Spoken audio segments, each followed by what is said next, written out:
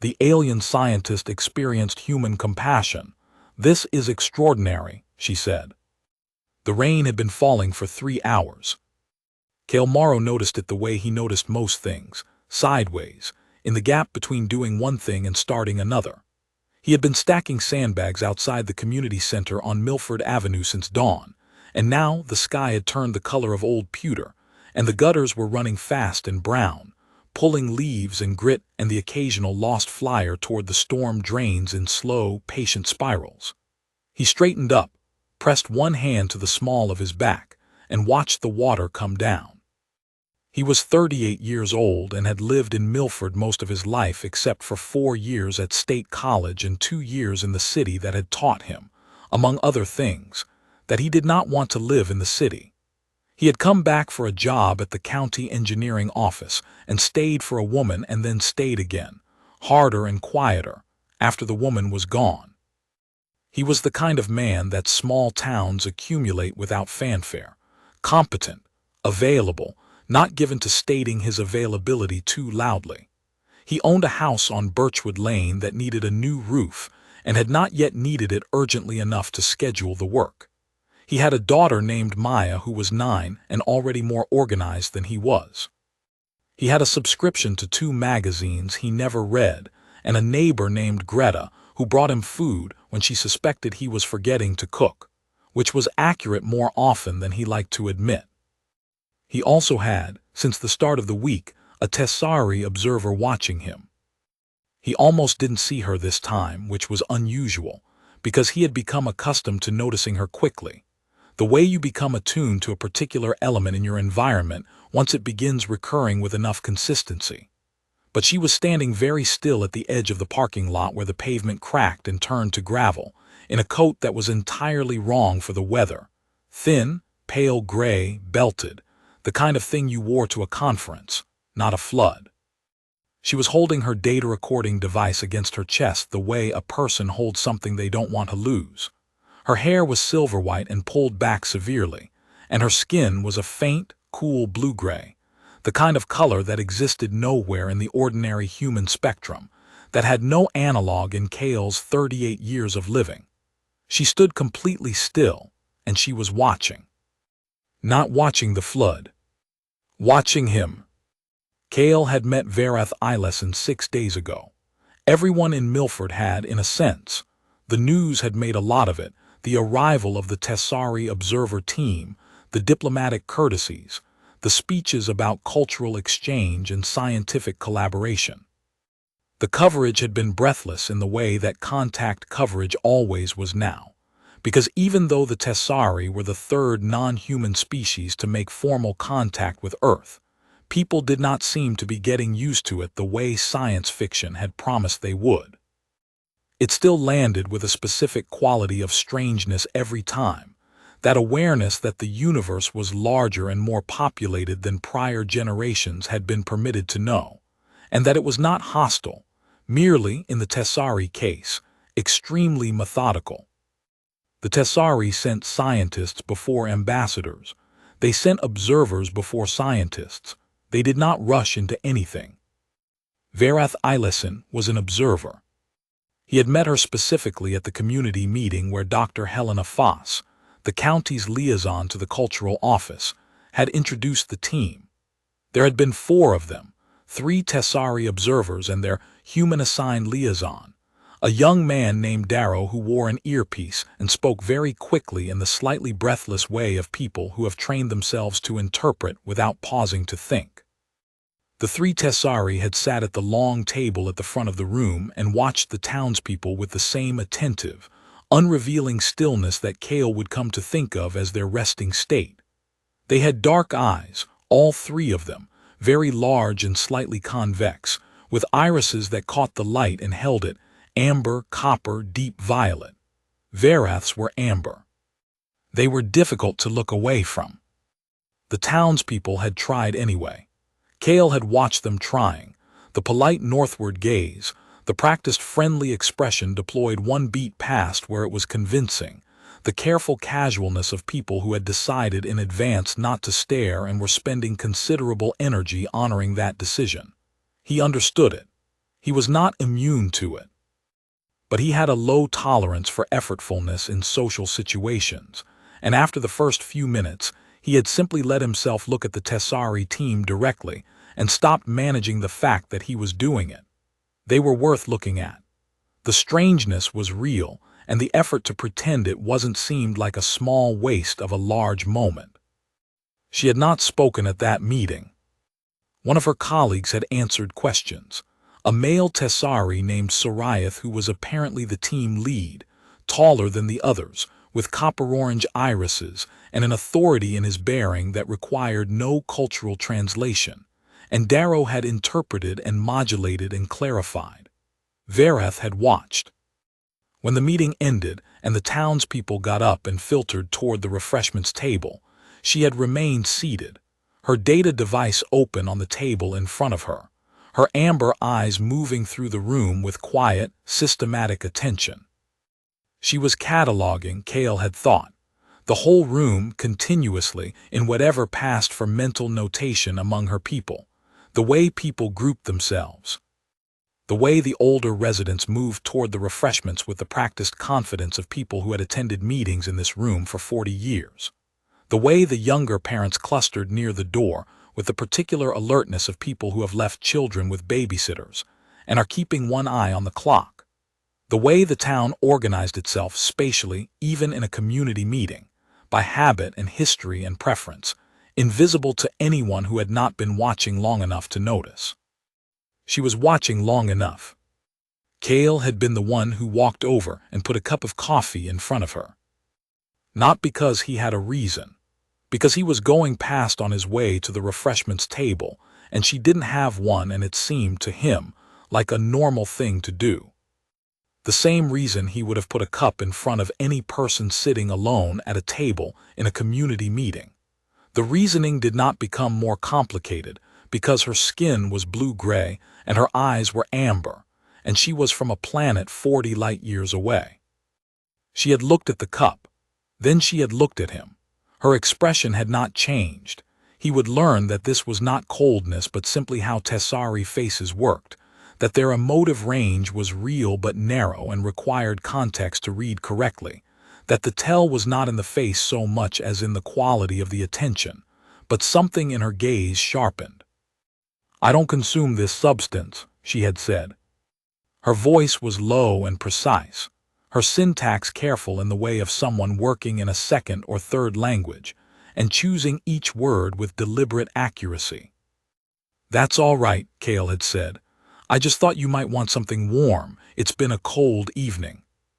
She had looked at the cup again.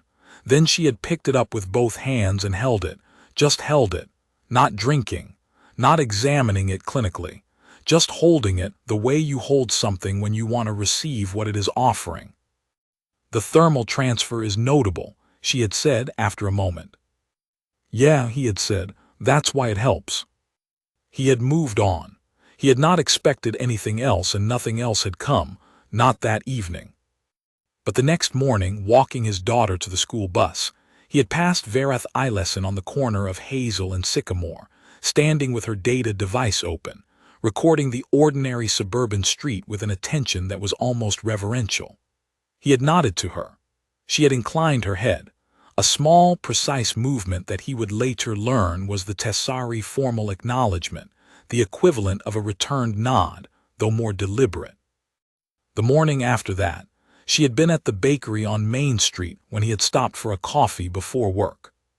She had been standing at the counter with Darrow at her elbow, trying to communicate something to the girl behind the register, and the girl looked politely baffled in the specific way of someone who wants very much to be helpful and cannot find the channel for it. Cale had stepped up alongside and said, "She probably wants to know what's in the pastries, the ingredients. She's with the Tessari team. They're cataloging everything." The girl had relaxed and started explaining, item by item, with a thoroughness born of relief, and Vareth had turned those amber eyes on Cale with an expression he couldn't yet read but which was distinct from the neutral recording look. "You understood the difficulty," she had said, when they were both outside on the sidewalk. "I guessed," he'd said honestly. I've been doing a lot of guessing this week. Something had shifted, fractionally, in her face. He thought it might have been the beginning of something like approval, or perhaps just the beginning of recognition, the acknowledgement that a person existed who operated on reasonable guesses rather than certainties, which, among scientists, might itself be a form of respect. After that, she had started appearing where he was. He did not think it was coincidence by the third time. Milford was a small town, but it was not that small. She was choosing to be in proximity to him, and after a day or two he realized she was observing him specifically. Not as a specimen, not in a clinical or cold way, but with the careful, sustained attention of someone who had decided that this particular human was, for reasons she had not yet articulated, the most interesting thing in her dataset. He was not sure how he felt about that.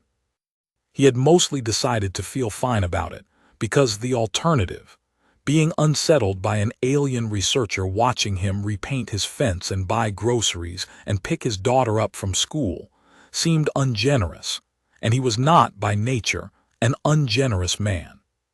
He was also honest enough with himself to admit that whatever she was finding in her dataset, he was finding something in hers, a quality of attention that was, for all its strangeness, one of the most genuine things he had encountered in a long time. She watched because she genuinely wanted to understand. In his experience, that was rarer than it should have been. The flood had started on the 5th day. A river upstream had overtopped its banks after 3 days of heavy rain, and the lower neighborhoods of Milford, the older ones, the ones built when no one had thought much about floodplains, had started taking water. Cale lived in one of those neighborhoods. He also worked with the volunteer fire company, which meant that when the automated alert went to his phone at 4:30 in the morning on day 5, he had been at the community center by 5.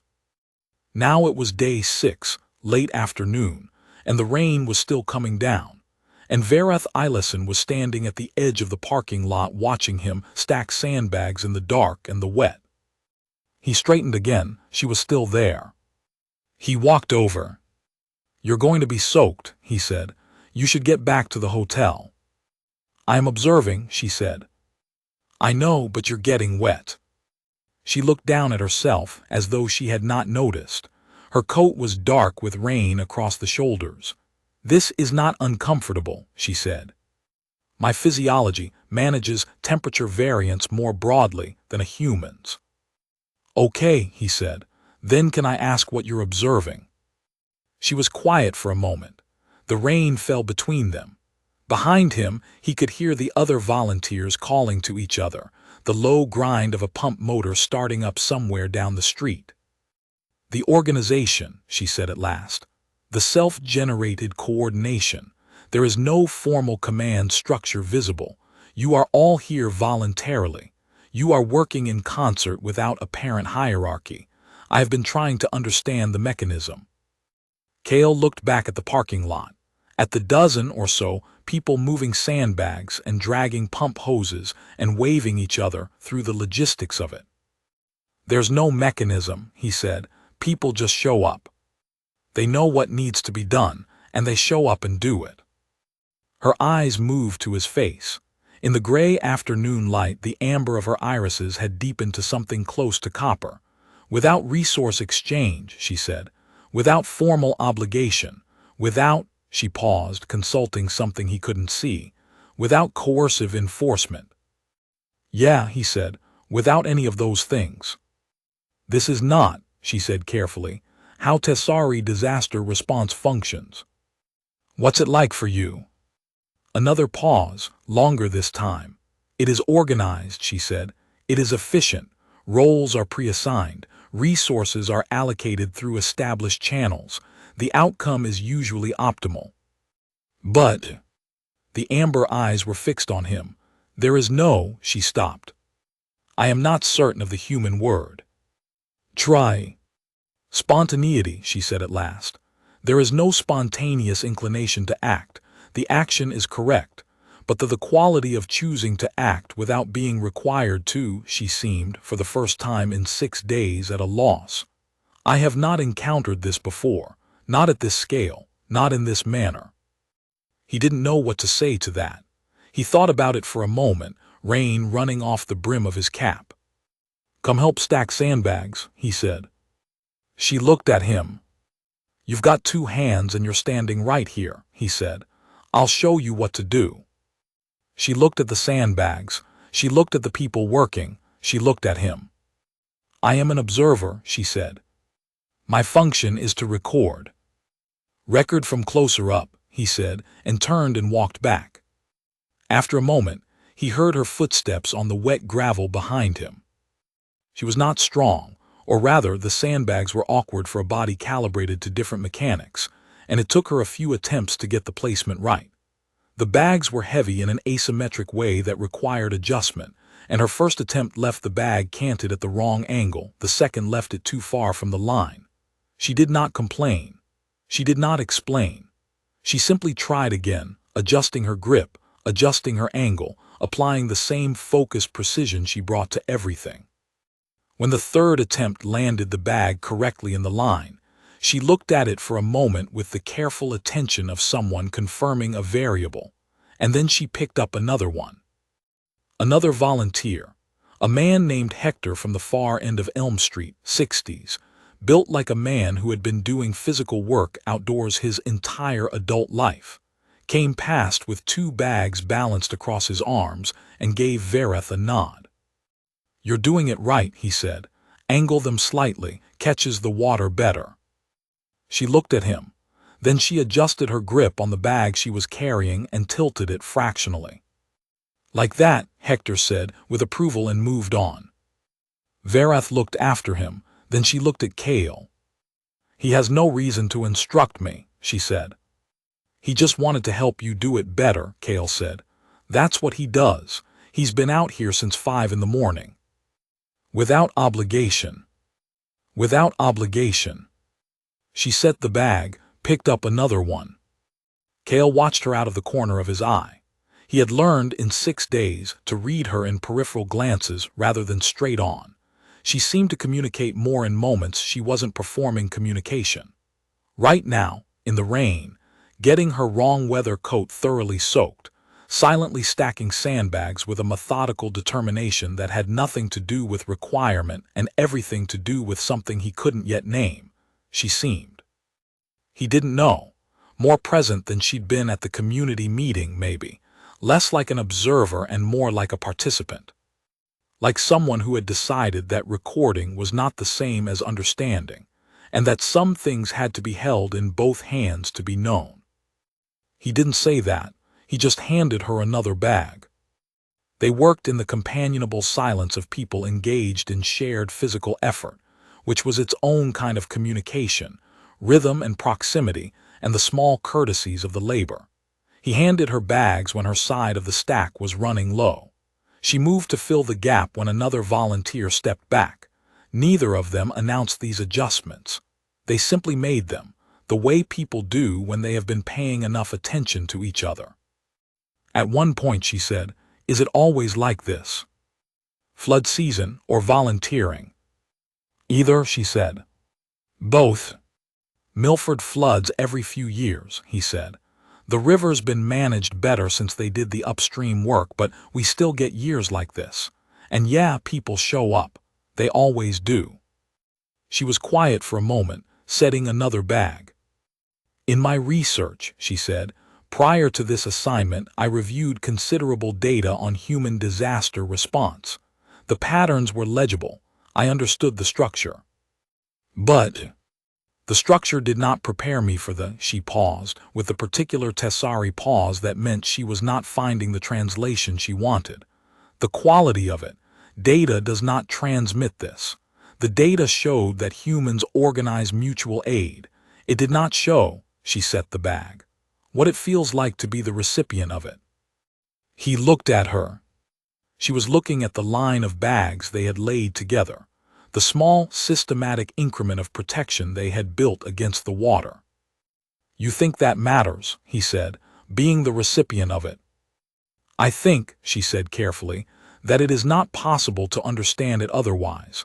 I think I have been studying humans from a distance for 11 years, and I have understood approximately. She paused again. Less than I believed. He thought about that for a minute, the rain quiet around them, the pump motor steady somewhere down the block. That's not nothing, he said finally, knowing that. She looked at him. Knowing the limit of what you understand, he said. That's how it works, I think. You find out where the edge is. And then you move toward it.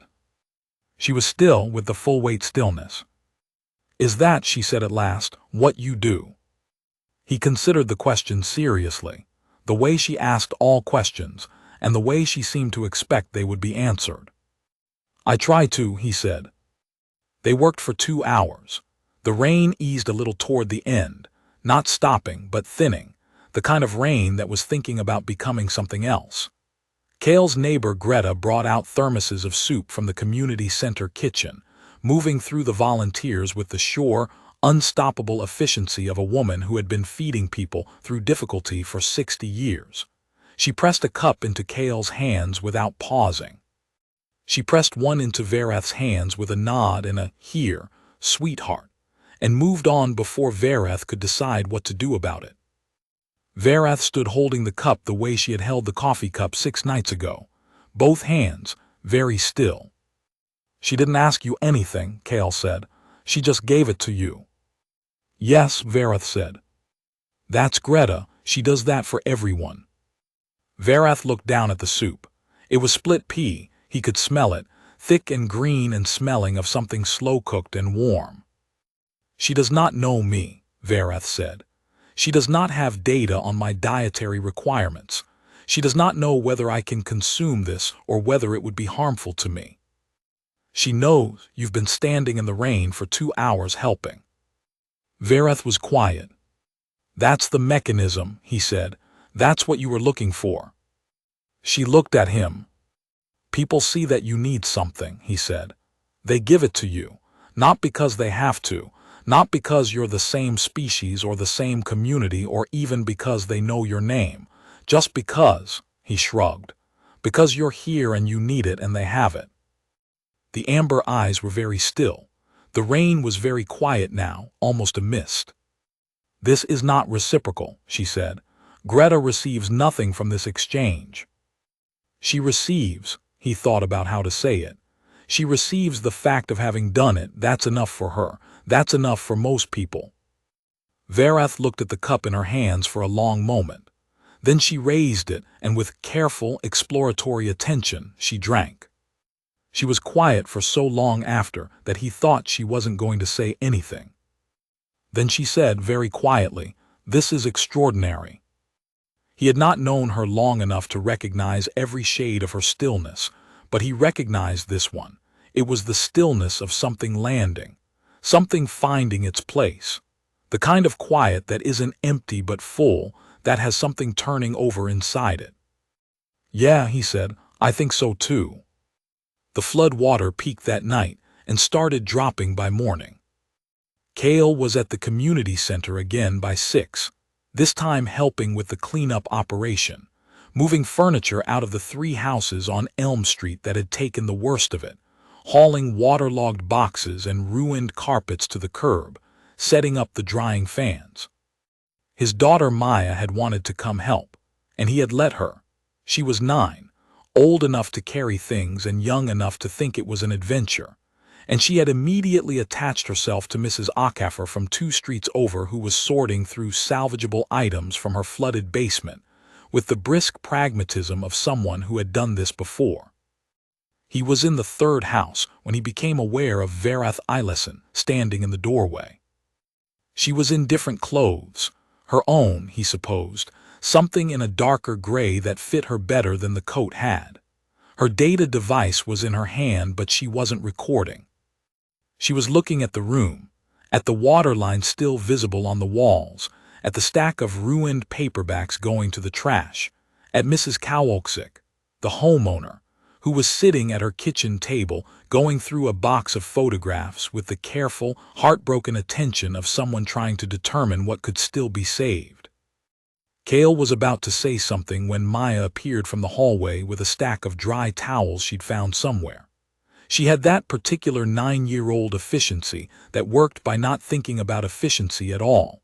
She'd seen the photographs, registered the problem, found the resource, and was delivering it with the same matter-of-fact confidence with which she approached all problems of the practical kind. "For the photos," she said to Mrs. Kowalczyk, "you can lay them flat on these. If you dry them slowly, they don't wrinkle as much. My dad taught me that." Mrs. Kowalczyk looked at Maya for a moment, looked at this child with her brown rain jacket and the efficient competence of someone who had come here simply to help, who had no stake in the photographs, no history with the house, no obligation to be concerned about any of it. Then she said, "Thank you, sweetheart," in a voice that was very careful and very full. Maya put the towels on the table and went back to work. It was not a dramatic moment. It was not intended to be anything at all. It was approximately 30 seconds of a child's time. Kale looked at Verath. Verath was looking at Maya. He had not seen that particular expression on her face before, or rather, he hadn't had enough context to read it before. He had context now. 6 days of accumulated context, small as each piece had been, had added up to something. The stillness in her face was not the observer's stillness, the recording stillness, the careful professional neutrality she maintained most of the time. This was a different kind. This was the stillness of the coffee cup held in both hands, the stillness of the soup. The stillness that meant something was finding its place. Her data device was in her bag. She had not reached for it.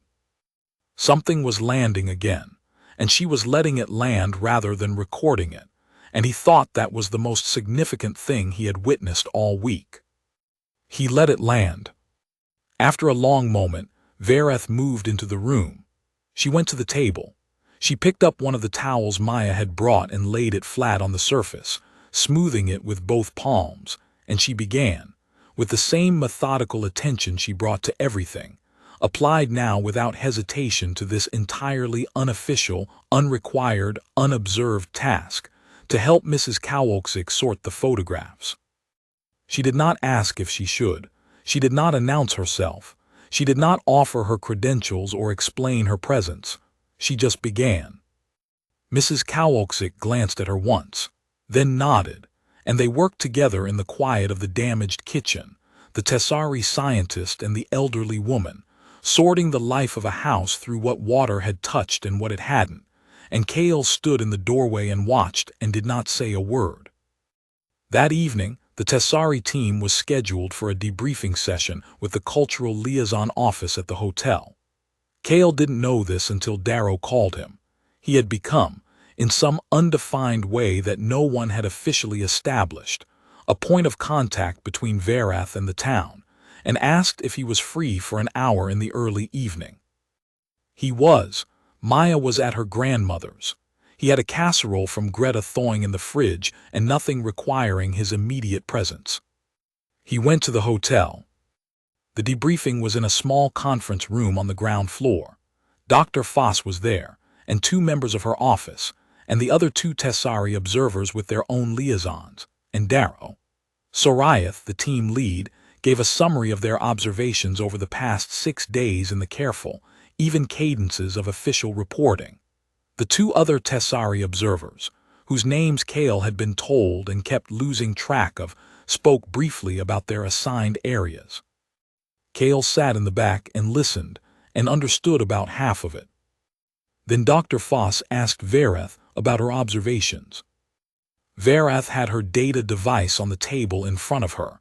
She had not opened it. She looked at it for a moment, and then she looked up at the room. "I observed the flood response," she said. "The voluntary mutual aid structure. I have recorded extensive data." "Good," Dr. Foss said. "We'll look forward to reviewing." "I also observed a child," Verath said. The room waited. A human child, 9 years of age, female, the daughter of a local civilian, brought dry towels to an elderly homeowner whose residence had been damaged. The towels were offered to preserve the homeowner's personal photographs. The child had learned the method of drying water-damaged paper from her father. The gesture was unrequested, unobserved by any authority, and provided no benefit to the child or her family. The room was quiet. The child did not require acknowledgement. She returned to other work. The homeowner was materially comforted. Verath paused. I have no category for this in my observational framework. I have been attempting to determine where to log it. Dr. Foss was looking at her carefully. Where do you think it belongs? Verath was quiet for a moment. I think, she said, it is the same category as the sandbags, and the soup, and the coffee cup. She paused again. I think it may be the same category as everything I have observed this week. I do not have a Tessari word for it. I have been using my translation system, and the closest available equivalent is. She said something in Tessari, 3 syllables, the sound of it entirely unlike anything in Kale's language. But the translation is approximate. The human concept appears to have a specificity that my language does not capture. What concept? Dr. Foss asked. Verath looked at Kale, across the room from the back corner where he'd been sitting forgotten. I believe the human word is *compassion*, she said. He looked back at her. The amber eyes were steady. Yes, he said, that's the word. He drove home through streets that were still damp at the edges but clearing fast, the way floods do in small towns, retreating like something that was only visiting, leaving the lines of debris at the high-water marks, but giving back the roads and the gutters and the ordinary nighttime texture of things. Porch lights on. A dog barking somewhere on Birchwood. The Hendersons' cat sitting on their gatepost with the imperious composure of a creature that has never once worried about flood levels. The casserole was good. He ate it at the kitchen table with the radio on low, a news program he half listened to, the kind of background that made the kitchen feel less quiet, and thought about Verath Eilesen saying *compassion with the careful precision of someone handling something fragile and important, like a person carrying a full cup across a room they are not entirely sure of. He wasn't sure what he was doing. He wasn't sure, for that matter, what she was doing, beyond the obvious, which was her job, which was observation, which was taking the data she had gathered and building it into whatever the Tessari equivalent of understanding was. He thought about the soup, the photographs, the way she had simply picked up a towel and begun, without announcing herself, without asking permission, as though helping had become, somewhere between the sandbags and the kitchen and the community center, the natural response to an obvious situation. He thought, she's learning.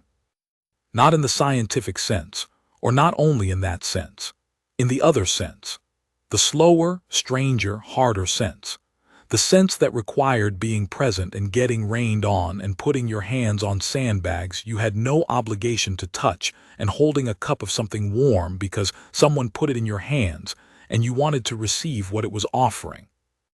That was not what the Tessari had come here to do. He was reasonably certain it was not in the observer team's protocol. He was equally certain that it had happened anyway, that somewhere in the gap between the data she had planned to gather and the data she was actually gathering, something had opened that the data hadn't anticipated. He finished the casserole, washed the dish, stood at the kitchen window for a moment looking at the dark street outside, the wet leaves on the pavement, the ordinary dark shapes of houses where people were, right now, sleeping or reading or feeding babies or watching bad movies and talking back to the screen. He went to bed early and slept well for the first time in 6 days. The Tessari team had one more week in Milford. Verath spent most of it with him. Not all the time. She had her official schedule, her debrief sessions, her data recording work, the structured obligations of the observer role that Soriath ran with the methodical rigor of a man who had been doing this for a long time and believed the structure was there for good reasons. She attended those, but mornings often, evenings sometimes. She appeared at the community center where the flood recovery work was continuing, and she helped without being asked, and she observed without being obvious about it. And gradually, over days, incrementally, the way gradual things happen when you are not marking them, the other volunteers stopped noticing her as a Tessari observer and started treating her the way they treated everyone who showed up consistently and worked. That is to say, as someone who was there. Hector from Elm Street, who had corrected her sandbag angle on the first day, started asking her to do specific tasks, carrying materials, measuring clearances, the kind of work that required accuracy. She was accurate. He noted this and worked with it. By the third day, they had established a kind of wordless working partnership that required almost no communication because they had each figured out what the other was reliable for. Greta started bringing her soup without the preliminary assessment. Just the cup, pressed into her hands, the nod, the moving on. By the third time, Verath received it with something that was not quite a human expression of gratitude, but was unmistakably its functional equivalent. A particular quality of reception, of being present to the gift rather than processing it from a slight distance. Mrs. Kowalczyk, whose photographs had mostly been saved, brought her a casserole and stood on the front step and explained every ingredient before handing it over, which Cale gathered, watching from across the street, was Verath's doing. She had asked about ingredients the second time she received food, carefully and specifically. What was in it, how it was prepared, what the components were called. So that now the ritual between them was Verath's question and Mrs. Kowalczyk's detailed, proud answer, and the casserole appearing at the end of it. It was a small ritual. It was entirely unnecessary. He thought it might be Verath's first one, this side of her own planet, and he thought that was worth something he didn't have a precise word for. Darrow, the liaison, stopped monitoring the interaction so closely. Cale noticed this because he had been aware of Darrow's presence in the early days. The young man had a way of positioning himself within earshot of Verath's conversations, not obtrusively, but consistently, the way a person does when they are responsible for something, and are not yet sure it's safe to not be watching. By the middle of the second week, Darrow was letting her go further and stay longer and return later, and when Cale saw him at the community center on the fourth day, he was sitting at a table going through his own notes rather than tracking Verath across the room. "She's fine," Cale said, passing him. Darrow looked up. "Yeah," he said, with the slight surprise of someone who had not expected to be read that accurately. She's doing really well, actually." He paused. "Better than I expected, better than the models." "What did the models expect?" Darrow thought about this. "Difficulty," he said. Tessari observers usually find the immersive phase, being in community, not just recording from a distance, challenging. The lack of structure, the variability. They're used to data that holds still. He looked across the room to where Verath was helping move a displaced family's furniture. She seems to have adapted, faster than normal. Cale watched her too for a moment. She was carrying one end of a dresser with the steady, practical grip of someone who had learned the technique recently and was applying it correctly. "She's paying attention," he said. "She's very good at paying attention." "Yeah," Darrow said, "she is."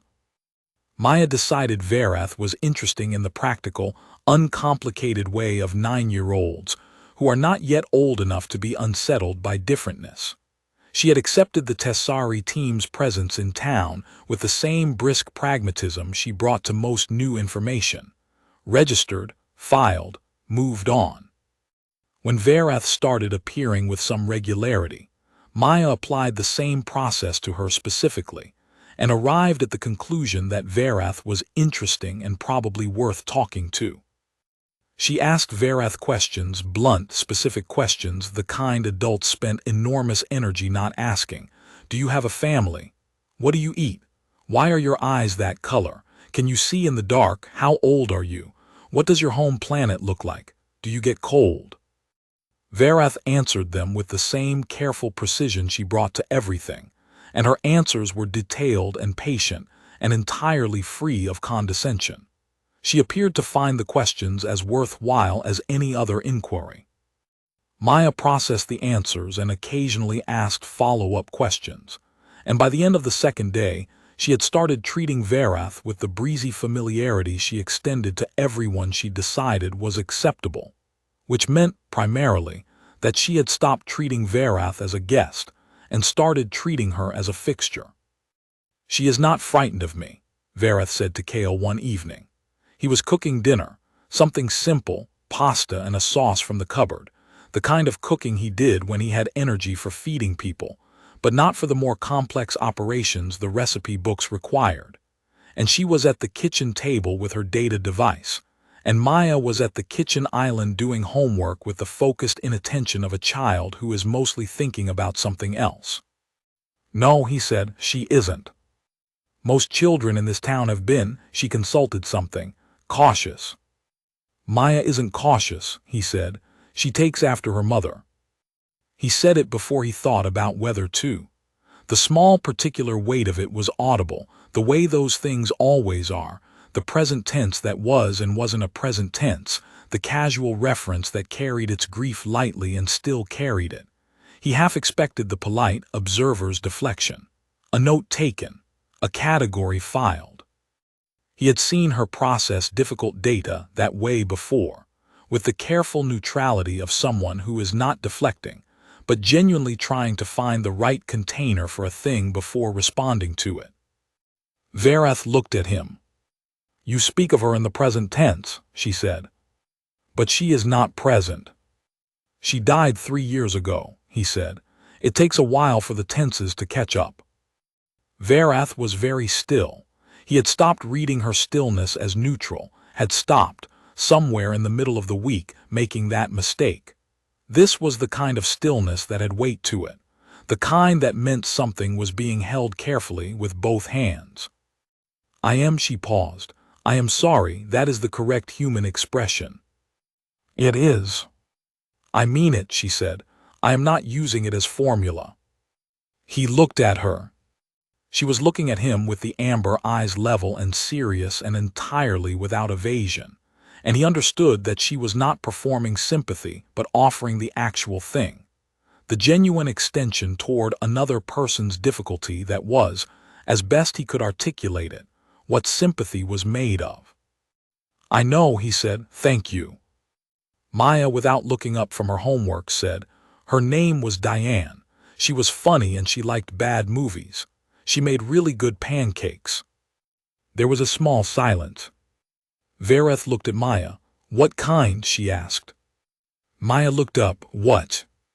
What kind of bad movies?" Maya considered this with the gravity that the question deserved. "The kind with car chases and robots," she said. "And the kind where everyone goes somewhere scary, and you already know they shouldn't go there, but they go anyway." Verath said. "She'd watch them and talk to the screen," Maya said. "She'd say things like, 'Don't open that door,' and then they'd open the door and she'd go, 'I told you.'" She paused. "It was really funny."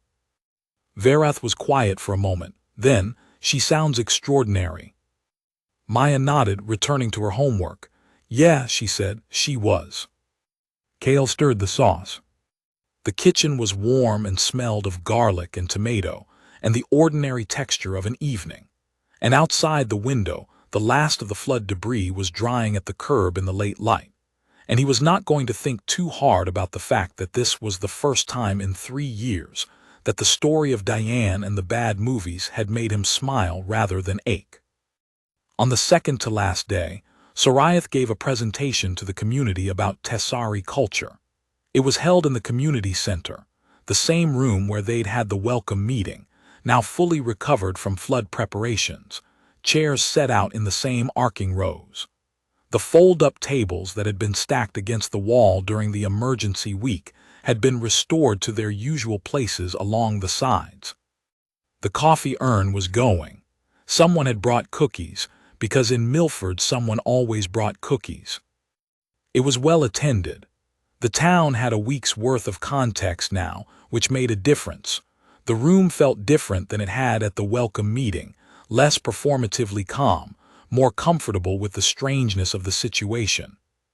People had spent a week working alongside Tessari observers and feeding them soup and answering their questions about the municipal flood management system and the local school board and the difference between a regular pastry and a sweet one.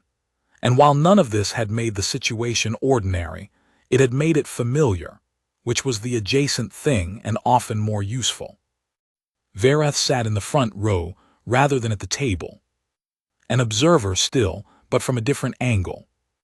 Sorayath spoke about the Tessari home system, the 3 planets, the rotation between them, the research culture that permeated most of Tessari's social organization in the way that agriculture or religion permeated other civilizations, as the organizing principle around which most else arranged itself. He spoke about their contact protocols and why they moved slowly, not from timidity, he said, but from a deep institutional suspicion of the quick conclusion, the finding reached before the data was complete. He spoke about what they valued: precision, patience, the long accumulation of verifiable information. He spoke about their family structures, which were different from human ones in ways that required some unpacking, and about their concept of obligation, which was similarly different in ways that Kale suspected were relevant to everything Verath had been working through all week. Several people asked questions. They were good questions, the kind that came from having actually paid attention rather than from the desire to appear interested. Dr. Foss asked about the Tessari contact criteria, what determined which populations received observer teams. A woman named Parveen, who taught at the elementary school, asked about Tessari education. Hector, who Kale had not expected to see at a cultural presentation, but who apparently surprised him regularly, asked about disaster preparedness on the Tessari home planets, which led to a 20-minute exchange that Kale found genuinely interesting. Then a man near the back, someone from one of the neighboring towns who had driven in to attend, someone Kale didn't know by name, asked, "What surprised you most about us?" Sorayath considered the question with the particular quality of Tessari consideration, which was not diplomatic delay but genuine processing, the kind that meant an honest answer was coming rather than a managed one. "The variability," he said at last. "Our models predicted a high degree of behavioral consistency within a given local population. Instead we found," he paused, "a wider range, more individual than anticipated, and more improvised. Your responses to difficulty in particular, the flood recovery this week was confusing," said Verath. Everyone looked at her. She seemed untroubled by the attention. She had, Kale noticed, sat up fractionally straighter, not performing but present, engaged in the way she was engaged with the sandbags, which was completely. "The behavior was consistent," she said, "but the mechanism generating it was not what our models predicted. We had categorized human mutual aid as obligation-based, resource exchange, reputation management, social contract enforcement. We were not wrong. These factors are present, but they are not the whole account." The room was quiet. "I spent the week attempting to identify the additional factor," she said. "I have a provisional categorization." She looked at the room, not at Sorayath, not at Dr. Foss, but at the ordinary people in the chairs. Greta, with her coffee cup. Mrs. Kowalczyk, whose photographs were in an album now rather than a waterlogged box. The girl from the bakery, who had come in work clothes and was still wearing her apron because she had only a 30-minute break. The volunteers from the sandbag line. Hector, who was looking at her with the particular attention of a man who respects competence when he sees it regardless of its origin. "Humans act on behalf of others," she said, "beyond obligation, beyond exchange, beyond immediate social benefit, because the other's difficulty is felt as significant. Not merely understood to be significant, felt, and that feeling generates action. The feeling and the action appear to be," she paused, "inseparable. One produces the other almost reflexively in many individuals under many conditions, regardless of whether the individuals are known to each other, related to each other, or of the same community. She paused again. I observed this in a 9-year-old child, she said, carrying towels to a neighbor whose photographs had been damaged by water. The child had no obligation. The neighbor was not family. The photographs were not the child's. The act consumed perhaps 3 minutes of her time, and yet the act was performed with, she stopped, started again, with the full weight of its own significance. As though it were the most natural thing in the world. As though the alternative, seeing the need and not meeting it, had simply not occurred to her as an option. The room was very, very quiet. I have no precise equivalent in my own language, she said. I have been told the human word is *compassion*. I believe it is accurate. I also believe it is inadequate. The word is smaller than the phenomenon. A long silence. Then the man near the back said, quietly, we just call it being a decent person. Verath looked at him. Her amber eyes in the warm light of the community center were steady and serious, and the specific expression on her face was one Kale now had enough context to read. It was the expression she'd had over the soup, over the photographs. The expression that meant something was landing. Yes, she said, that is also accurate. Greta, too, rose from the front, nodded once. Mrs. Kowalczyk pressed her lips together in the way of someone who is moved and has decided not to show it in public. Hector looked at his hands. The girl from the bakery looked at Verath for a long moment, then looked away. Kale looked at all of them. He looked at Verath. She was looking at him. After the presentation in the parking lot, Greta found Verath and pressed a small package into her hands, something wrapped in paper, tied with kitchen string. Verath looked at it, then at Greta. For the journey, Greta said. Or whatever you call it when you're going that far. She patted Verath's arm once, the firm pat of a woman who communicates primarily through touch and has decided this is appropriate, and then she walked away toward her car. Verath stood holding the package. She looked at Kale, who had been nearby. You don't have to open it here, he said. What is inside? Knowing Greta, cookies. She looked at the package again, then carefully began to untie the string. It was cookies, wrapped individually in wax paper, the kind of cookies Greta made for every bake sale and every bereavement and every ordinary Tuesday when someone looked like they could use something made with care. Verath ate one, standing in the parking lot methodically, with attention. Then she said, I will record the recipe. She'll give it to you, he said, just ask. She asked the next morning before the transport. Greta wrote it out by hand on a piece of paper and handed it over. Verath received it with both hands. The last morning was clear.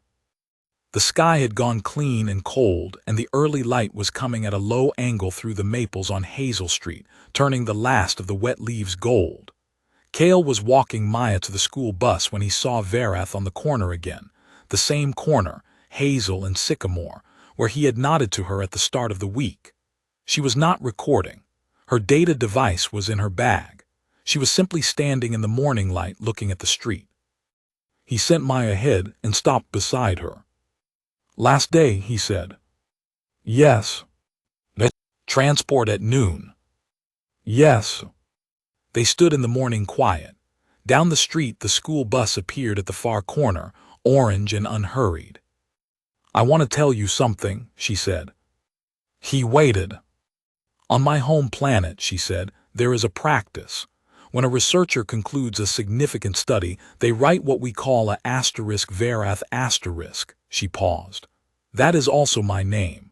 The word and the name come from the same root. It means approximately the account of what changed me. He looked at her. I will write one, she said. When I return, about this week, she was quiet for a moment with the particular weight of Tessari quiet, about what I did not expect to find. What did you not expect to find? He asked. She looked at him with the amber eyes in the morning light, and he had enough context now, a full week of it, to read what was in them. It was not the observer's attention, that careful, methodological recording he had grown used to. It was something else, something that had the same quality as the stillness over the soup, the stillness over Maya's towels, the stillness in the conference room when she'd said the word compassion like she was handling something she didn't want to drop. I did not expect, she said carefully, to be changed. Down the street the school bus stopped and Maya climbed on, turning at the top of the steps to wave at him the way she always did. A quick, efficient wave that meant I'm fine, stop worrying, see you later. He raised his hand. The doors closed and the bus moved on. I think that's what this niche is, he said, and then stopped, because he'd started saying something he hadn't intended to finish and wasn't sure he could. She waited. I think that's what this week is, he corrected himself. What this town is. People get changed by things that they didn't see coming, by things that are just ordinary, by a cup of coffee that's warm and a stranger who hands it to you, by a 9-year-old with a stack of towels. He paused.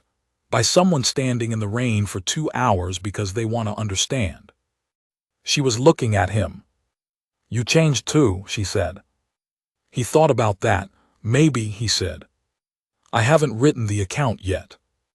Something moved in her face, something small and almost quick, gone before he could fully catch it. He thought it was, in Tessari terms, what a smile looked like. He filed it for later. I will send you the *Verath*, she said, when it is written, if you would read it. I'd be honored, he said.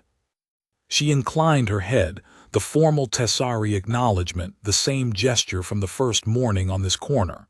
Then she said, Thank you, Kale Morrow, for the coffee cup, and for everything that came after it. He nodded. Thank you, he said, for picking up the sandbags. She walked away down Hazel Street in the morning light, her data device in her bag, her head up, her steps even and unhurried. She did not look back.